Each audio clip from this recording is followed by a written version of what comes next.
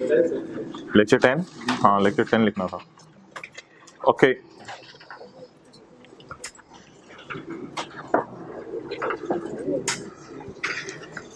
ये पॉइंट 3 और 4 भी आपको समझ नहीं आएगा, इसको हम बाद में करेंगे इनकम फ्रॉम बिजनेस के चैप्टर के साथ। Okay now come on point number 2। Point number 2 में हमने पढ़ा था कि अगर कोई बैड डेट रिकवरी हो जाए, भाई ये रो में जरा जगह छोड़ देना, सेकंड लास्ट रो में जल्दी कराएं जरा, जल्दी जल्दी जल्दी। अगर और उधर और उधर और उधर और अगर बैड डेट रिकवरी हो जाए तो जब ये रिकवर होगा तब इनकम में चला जाएगा। ओके और बैड डेट माइनस करने की शराइत पड़ी थी कि हमने उसको निकाल दिया हो, नंबर 1, या निकालने की कोशिश की हो, वो निकल ना रहा हो और हमारी और किसी प्रॉपर्टी का भी उसके पास कब्जा ना हो, और हमने उसके खिलाफ कोर्ट के अंदर केस शुरू कर दिया हो, या पता हो कि केस करने का कोई फायदा नहीं, और अनपेड रेंट पास में इनकम में जा चुका हो। ये बैड डेट माइनस करने की शराइत थी। बाकी 2 अजीब से पॉइंट थे। पॉइंट ए अजीब सा था कि रिपेयर 1/5 माइनस करेंगे, पूरी माइनस नहीं करेंगे, और एक पॉइंट था एच अजीब सा जिसमें ये लिखा हुआ था कि एक्चुअल और 4% which ever is lower minus किया जाएगा। अच्छा जी, पॉइंट 5 आसान सा पॉइंट है। क्या मतलब है इसका? Any expenditure allowed as a deduction, जल्दी आए। Any expenditure allowed as a under this head shall not be allowed under any other head. जो एक्सपेंडिचर जो एक्सपेंडिचर किसी और, इधर फर्स्ट रो में आ जाए, जो एक्सपेंडिचर किसी और हेड में माइनस हो गया दोबारा इस हेड में माइनस नहीं होगा, जो इस हेड में माइनस हो गया वो और किसी हेड में माइनस नहीं होगा। ऑब्वियस सी बात है। Any expenditure allowed as reduction under this head. अभी उधर बैठो भाई, बात हो रही है, सबको डिस्टर्ब ना कर, हो जाए उधर थोड़ा सा। Any expenditure allowed as reduction under, भाई टाइम पे आया करो, under this head shall not be allowed under any other head. अच्छा, आपने बिल्डिंग की इंश्योरेंस प्रॉपर्टी के चैप्टर में माइनस कर ली, कल जो एग्जांपल दी थी, बिल्डिंग की इंश्योरेंस प्रॉपर्टी के चैप्टर में माइनस कर ली। क्या आप किसी और चैप्टर में जाके भी ये वाली बिल्डिंग की इंश्योरेंस माइनस, फर्स्ट रो में आ जाए, क्या आप किसी और चैप्टर में जाके भी ये वाली बिल्डिंग की इंश्योरेंस माइनस कर सकते हैं? क्यों नहीं कर सकते? क्योंकि ये प्रॉपर्टी के चैप्टर में माइनस हो गई है। तो बार बार इसको आपने बोलना है, जो खर्चा प्रॉपर्टी के चैप्टर में माइनस कर लिया वो किसी और हेड में जाके दोबारा माइनस ऑब्वियसली नहीं हो सकता, इसमें तो कोई दूसरी राय नहीं। तो इसको हम लिख सकते हैं बी। बड़ी बात बताई। Okay, any expenditure allowed as deduction, time पे आएगा नहीं टाइम भाई, कल से 7:15 में बंद कर दो और क्या हाल है। Any expenditure allowed as reduction under this head shall not be allowed as reduction under, ये थर्ड रो में जगह बनाते हैं। Any expenditure allowed as reduction under this head, कोई भी खर्चा जो इस हेड में माइनस होगा shall not be allowed under. आगे जी पॉइंट 6। अच्छा, ये पॉइंट 6 थोड़ी तफसीली बात है, ये जरा आपने समझनी है। जब हम जाएंगे ना बिजनेस के चैप्टर में तो एक दफा मैं बात करूंगा, जरा तफसील से समझनी है। जब हम बिजनेस के चैप्टर में जाएंगे तो बिजनेस के चैप्टर में एक सेक्शन होगा जिसका नाम होगा, क्या नाम होगा जी? डिडक्शंस। क्या मतलब है उर्दू में इसका? खर्चा माइनस कर सकते हैं या नहीं कर सकते। तो बिजनेस के चैप्टर में एक सेक्शन होगा जिसका नाम होगा खर्चे माइनस। तो ये जो चैप्टर है खर्चे माइनस नहीं कर सकते, ये सेक्शन किस चैप्टर में है? सिर्फ बोलें ये सिर्फ किस चैप्टर में है? Section income from business. इसमें लिस्ट दी गई है क्या, किस चीज की? कि खर्चे माइनस नहीं कर सकते। अच्छा, अब मिसाल के तौर पे वालिद साहब हैं, वालिद साहब बड़े बेटे को बुला के कह दें कि बेटा तुमने घर जल्दी आया करना है, तुमने नाश्ता भी टाइम के ऊपर किया करना है, और तुमने सो भी जल्दी जाया करना है। ये 3 बातें मैंने तुम्हें बता दी हैं। अब ये 3 बातें जो हैं बाकी बच्चों को बताना तुम्हारी जिम्मेदारी है। अपने भाई को भी बता दो, अपनी बहनों को भी बता दो, ये बाकियों को बताना तुम्हारी जिम्मेदारी है। एक के लिए मैंने रूल बना दिया, सब पे वही लगेगा। इसी तरह जरा बात अब गौर से सुनिए, बिजनेस के चैप्टर ने बता दिया कौन से खर्चे माइनस नहीं हो सकते। अब ये इतनी लंबी डिटेल है कि ये तो 4-5 सफ़ों पे है बिजनेस के चैप्टर में, ये तो बात खत्म ही नहीं होती, शुरू हो जाती है बिजनेस के चैप्टर में तो खत्म ही नहीं होती। मिसाल के तौर पे चलते एक जगह ये आता है, आपको हुकूमत को फाइन वगैरह पे कर रहे हैं, तो लॉ मेकर कहता है ये भी खर्चा बिजनेस का हम माइनस नहीं करने देंगे। तो बिजनेसमैन को कोई 4-5 सफ़ों पे देखें हम पढ़ेंगे, बताया गया है कि कौन कौन से खर्चे ये माइनस बिजनेसमैन। अब बिजनेसमैन जब ये वाले खर्चे माइनस नहीं कर सकता तो इस बात का मतलब ये है कि मोहतरम जो बाकी हेड्स हैं जिनमें बाकी चैप्टर्स के अंदर, वहां भी इतनी लंबी लिस्ट अवेलेबल होनी चाहिए थी, क्योंकि यकीनन इन खर्चों में कोई ना कोई मसला है। तो लॉ मेकर क्या कह रहे हैं, इनको माइनस नहीं किया जा सकता। लेकिन उसने बड़ी आसानी की, उसने बिजनेस के चैप्टर में एक लिस्ट बना के दे दी कि ये खर्चे बिजनेस के चैप्टर में माइनस नहीं होंगे, और बाकी चैप्टर्स में उसने डिडक्शंस वाले सेक्शन में डिडक्शन नॉट अलाउड डाल दी। डिडक्शन वाले सेक्शन में डिडक्शन कि ये खर्चे हैं, इन द एंड छोटा सा जाके ना उसने नॉट अलाउड की भी बात कर दी। ऊपर तो अलाउड पढ़ रहे थे हम कल के, इंश्योरेंस भी माइनस कर लो, रिपेयर भी माइनस कर लो, इंटरेस्ट भी माइनस कर लो, पता नहीं क्या क्या माइनस कर लो। तो कल तो हम अलाउड की लिस्ट पढ़ रहे थे, चलते चलते चलते एंड में उसने नॉट अलाउड की लिस्ट दी, या बिजनेस के चैप्टर का रेफरेंस दे दिया, बिजनेस के चैप्टर का रेफरेंस दे दिया। और कहने का मकसूद क्या था उसका, जो खर्चे बोले बिजनेस के चैप्टर में एक लिस्ट दे दी है खर्चे माइनस नहीं करने की, वो लिस्ट याद रखना हर चैप्टर पे लगेगी। अगर उस तरह का खर्चा आपने किसी और चैप्टर में भी कर लिया तो माइनस करने की इजाजत नहीं है। पढ़ी जरा, इंग्लिश समझ आ रही है? पॉइंट्स भाई, आप दो बंदों की जगह बना दें इधर, आप दो लोग आगे आ जाएं, इधर भी एक बंदे की जगह बना दें, इधर भी एक की बना दें, हाँ इधर भी उधर हो जाए, बैग नीचे हुक पे लटका लें, नीचे रख लें, वही टाइम पे आया करें, इधर आ जाए।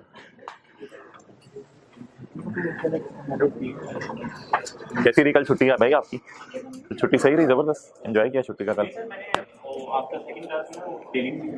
अच्छा चलें जी पढ़ें। ओके,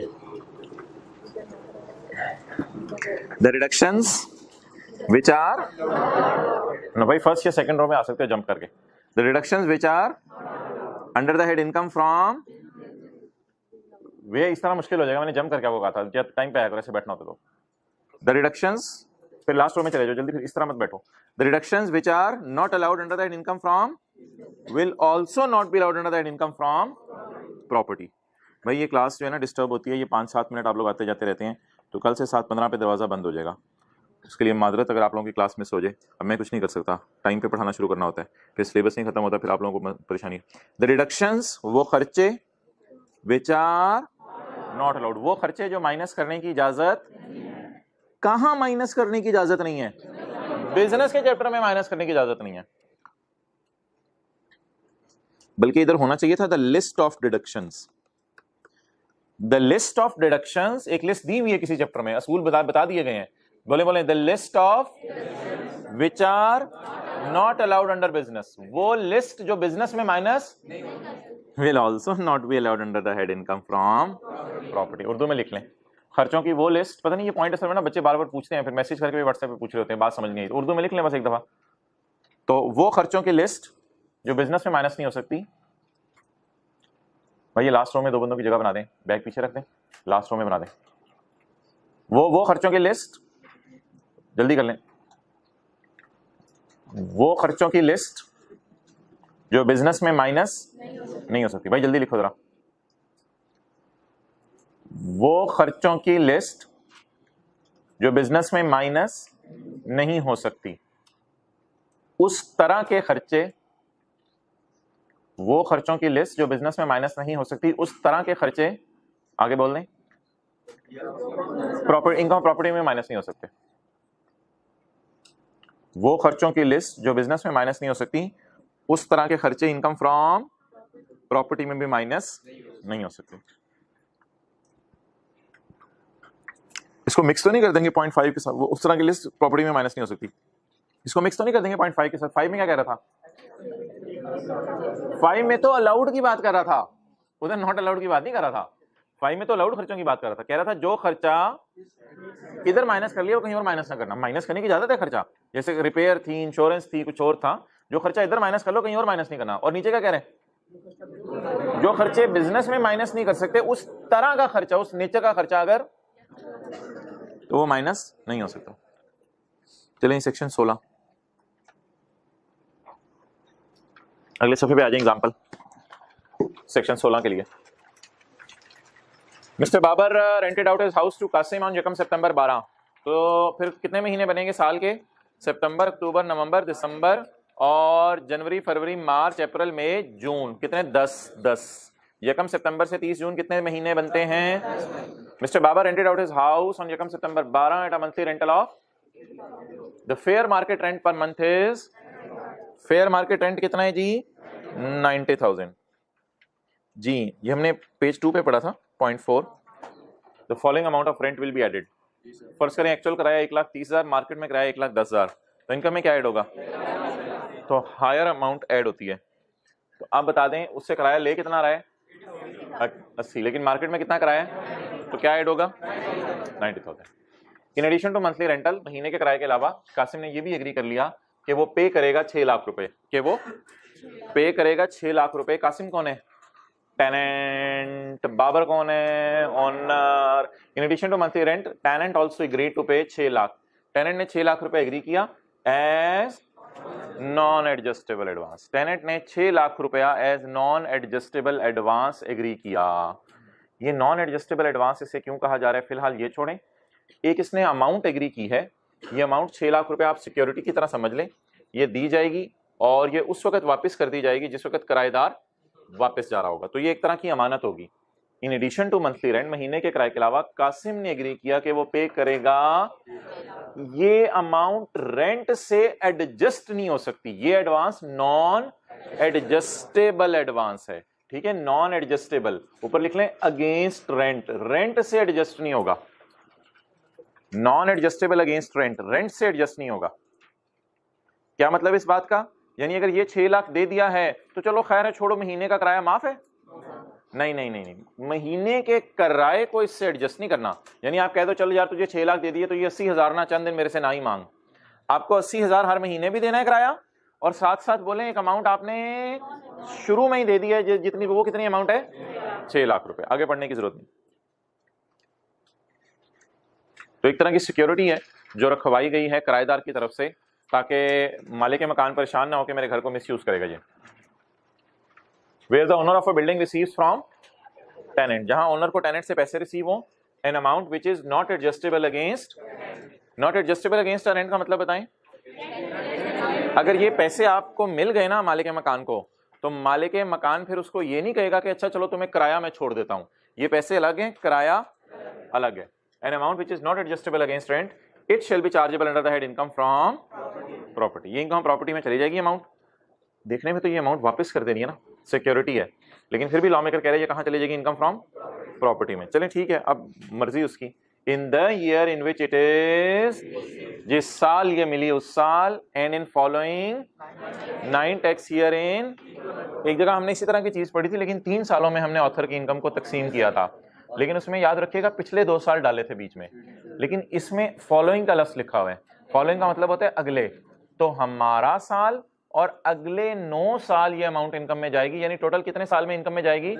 10 साल में इनकम में जाएगी। अच्छा, अब एक सवाल अराइज होता है कि ये जो अमाउंट है, ये अमाउंट तो सिक्योरिटी की है, वापस कर देनी है, तो मालिक के मकान को क्या फायदा इस अमाउंट का? बेचारा लेगा 6 लाख अमानत संभाल के रखेगा, और जब किराएदार वापस जा रहा होगा तो उसको ये वापस कर देगा। लेकिन भाई असल में लॉ मेकर शायद ये समझ रहे हैं कि 6 लाख रुपया वो कहीं इन्वेस्ट करके बीच में उसके पास पड़ा रहे, कमा भी तो सकता है ना कुछ उससे, वो उसे 6 लाख से जो भी करे वो इस वक्त हमारा कंसर्न नहीं। लेकिन वैसे ही मैंने हल्की सी बात कर दी कि अमाउंट वो इनकम में क्यों डाल रहा है। तो वो अमाउंट इसलिए इनकम में डाल रहा है कि ओनर इस पैसे को यूज कर सकता है, तो इसलिए लॉ मेकर चाह रहे हैं कि इस पैसे पे भी टैक्स दे दे। लेकिन ऑब्वियसली 6 लाख को फौरन इनकम में नहीं डाला जा रहा, थोड़ा थोड़ा रिलैक्स करके उसे डाला जा रहा है, क्योंकि एक तरह की ये 6 लाख अमानत है, ये 6 लाख हमें वापस कर देने। आप बिल्कुल एक समझ लें कि पैसे लिए हैं और लेके फौरन वापस कर देने। आपने कब वापस करने? जब भी किराएदार छोड़ के जाएगा, लेकिन मजबूरन इस पैसे को इनकम में क्या करना पड़ेगा? ऐड करना पड़ेगा। तो अभी तक हमने कहाँ तक सवाल पढ़ा है? हमने यहाँ तक सवाल पढ़ा है। चलें जी, यहाँ तक सॉल्व कर लेते हैं। सिर्फ फिलहाल 1 साल की मैं बात करता हूँ। यकम सितंबर 12 के बाद कौन सा आ रहा है? 30 जून 13, तो 30 जून 13 की बात कर लेते हैं।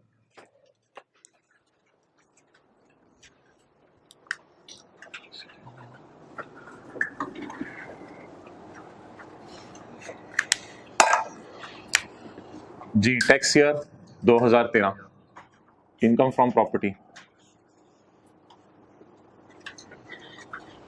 जी, रेंट बताएं ना। 80,000 नहीं, 80,000 तो एक्चुअल किराया आ रहा है, मार्केट में किराया कितना है? 90,000। तो कितना हो गया? सितंबर, ये 30 जून 2013 को खत्म होगा साल, और शुरू हुआ होगा यकम जुलाई 12 को। सितंबर, अक्टूबर, नवंबर, दिसंबर 4 महीने, और जनवरी से जून 6 महीने। कितने महीने बन गए? 10 महीने। क्या जवाब आ गया जी? 9 लाख। अच्छा जी, नॉन एडजस्टेबल अमाउंट कितनी आई है? 6 लाख को डिवाइड कर दें 10 से तो कितना आ गया? 60,000 रुपया आ गया जी। टोटल बता दें। 9,60,000। और ये तो हो गया ग्रॉस, लेकिन लेस डिडक्शंस, खर्चे माइनस करने की इजाजत है। खर्चा वगैरह सवाल में कोई दिया नहीं हुआ, तो बस रिपेयर अलाउंस, नहीं एक्सपेंस नहीं, अलाउंस, रिपेयर अलाउंस माइनस कर लेंगे। कितना आ गया? कितना? 1,92,000 जी। चलें जी, नोट कर लें। पहले साल का न्यूमेरिकल सॉल्व हो गया, टैक्स ईयर 2013। ये जो अजीब सी अमाउंट आई थी 6 लाख, इसे कितने सालों में इनकम में डालना है? 10 सालों में। सबर, अगले सालों का वेट करो, अगले सालों का वेट।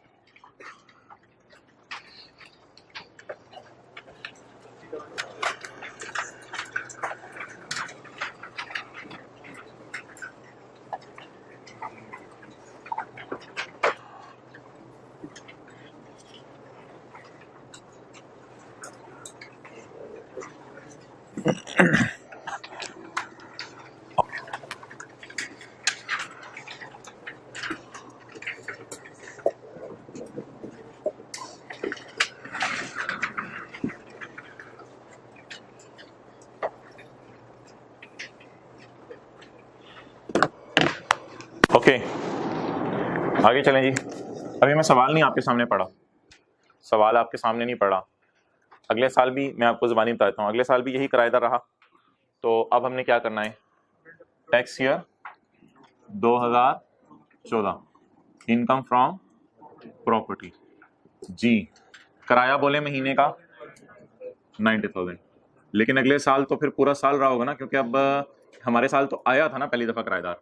जैसे फिक्स एसेट होते थे, पहले खरीदते थे आप, फिर अगले साल पूरा पूरा साल ही इस्तेमाल हो जाते थे, तो इसलिए अब तो पूरे साल ही ये किराएदार रहा होगा। 90,000 into 12, 10,80,000,000।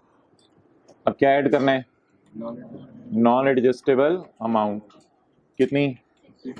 6 lakh divided by 10, that is 60,000। बताएं।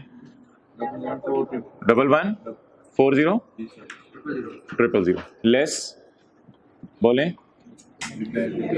Repair allowance 1140 into 1/5, 228,000,000।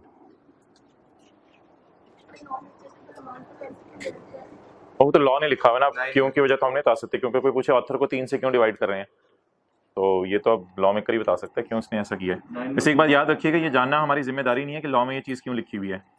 और लकीली और अनलकीली आप जो भी कहें, सीए फाइनल में भी ये आपके सिलेबस में नहीं है। बल्कि मज़े की बात है, कोर्ट्स में भी आप चले जाएं तो वहाँ भी ये आपके स्कोप में नहीं होती चीज़ कि ऐसा लॉ में क्यों लिखा हुआ है। तो क्यों का तो हमें नहीं पता कि उसने 10 से क्यों डिवाइड करने को कहा। बहरहाल उसने कहा है, हमने कर दिया जी। बोले 912,000,000।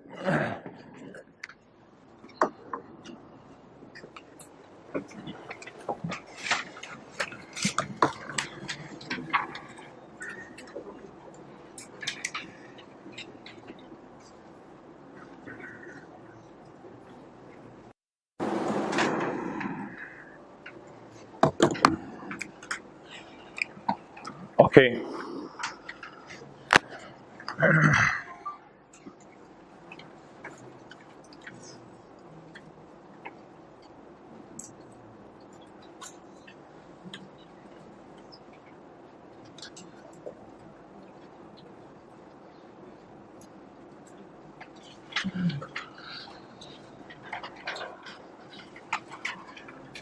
चलो आ जाओ भाई।